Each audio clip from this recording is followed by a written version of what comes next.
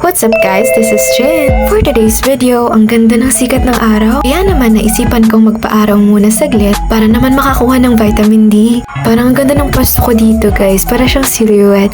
Huy shala. After niya, nakita ko may bunga ng bayabas. Tapos may tinatry ko siyang abutin kahit 4'11 lang ako me. Kahit pakalbo na nga yung mga bayabas namin dito, may bunga pa rin naman kahit papano. Huy, hindi ka magsastay. Habang nagtingin-tingin nga ako dito sa labas, nakita ko na magandang bulaklak me. Ang ganda nila guys, parang ako. Huy, hindi ka sasali. Tapos naisipan kong pitasin tong gumamela for the posing ang person. Huy, hindi ka magtitiis ganda me. Tapos nakita ko tong mga okra ni mama. Huy, okra ni mama. Dami pala niyang tanim dito ng mga papaya. Tapos meron din pala kaming sitaw. Parang relasyon nyo, maginaw. Huy, for the cold. Nakita ko rin pala itong mga saluyot tsaka talbos ng kamote. Grabe yung mga sustansya nito. Tapos nakita ko to. Mi, nagdadalawang isip ako, Mi, kung tanglad ba yan? Para siyang damo lang, Mi, na nakadisplay. Huy, yan tuloy ang lola mo, Mi. Inamoy pa. Pero napatunayan na tanglad siya, Mi. Bago ako pumasok sa school, nagsulat muna ako na ipepresent ko mamaya sa harap. Before the go. Pagkatapos nga niyan ay sumakay na ako ng tricycle. Kala mo ikaw sasakyan ko. Hoy be, sun pa yun be. Grabe nga yung kapit ko dyan sa tricycle guy. Hindi ko naman kasi maintindihan kung bakit talbog ako ng talbog. Hoy, hindi ka mahihimbol at sa grabe ang ganda ng cathedral no. Sana dyan din ako ikasal soon. Hoy, sino yan me? Ang tirik say, parang yung ano niya. Hoy, for the bad mouth. Daan ko nga dito, ang dami pa ring tao. EIT event pa kasi eh. Sa part na to guys, dali-dali na ako kasi late na ako. Paano ba naman me? Yung room nasa new site pa. Kahit late na, nakuha pa ni Clement makipagkulitan. Ay, Diyos ko.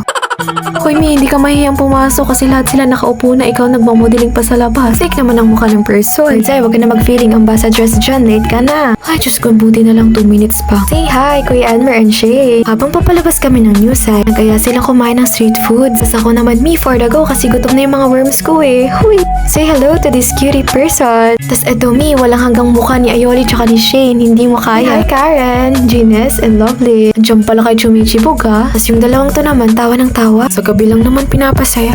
Uy, di ka magiging bitter. Pasok nga kami ng 7-Eleven para maghanap ng pagkain. Tapos itong Mr. Donut nakita ko, hindi si Shane. Oh, hindi gutom. After niya, naghanap na kami ng makakain. Ewan ko kung para sa akin ba talaga yung 7-Eleven o pang kwek-kwek lang ako, me. Uy, panay nga turo si Shane, guys. Tas ako panay maktol, me. Paano ba naman? Eh, parang isang araw pa bago makapag-desisyon. Uy, ayusin may buhay mo, Shane. Eto na siya, me. Ang nanalo sa aking heart. Uy, hindi kwek-kwek. Bili lang naman kami ng tempura tsaka kwek-kwek ni Ayoli, guys. Sobrang bait ni tita, guys. Tinawag niya pa naman akong langga. Uy, hindi ganon. Nung nakita nga namin na pabalik na si Shane, LDR lang kami ni Shane. Giging busog na naman ng person para may lakas naman kami before mag-PE. Say hello, Kath. May tukayo. Habang papunta kami ng PE dep, nakita namin itong mga naglalaro. Uy, lalakihan mo yung subo, Yoli. Grabe naman, may pa-cream cheese pimiento si Shane habang kami kwek-kwek lang tsaka palamig. Grabe, sobrang aliw ko dito kay Yoli. Yan yun naman, ang cute niya. Grabe yung tawa ng person. Hello to this beautiful young lady. Tinake over nga nila yung pagbablog ko, guys. Tapos yun, may pa-English mode pa sila. Orange ball with a quail inside. Yeah. Wait for the quail. Uy, sige Chelsea, paglaban mo yung quail egg. Grabe, ang gaganda talaga nila. Natawag namin silang expensive girls sa room. Uy, hindi ganun. Sinamating na niya yung pangmumukha nila, guys, para hindi siya pinaglihis sa sama ng loob. Uy, grabe. Say hi, Jane, Daryl, sa lover boy ng room. Pero naman baka boy din yung type. Uy, tiklop ng mouth chin. Dadaan naman daw yung set Fidelin ulit ng user. O kung sino pinupormahan ni Dieter.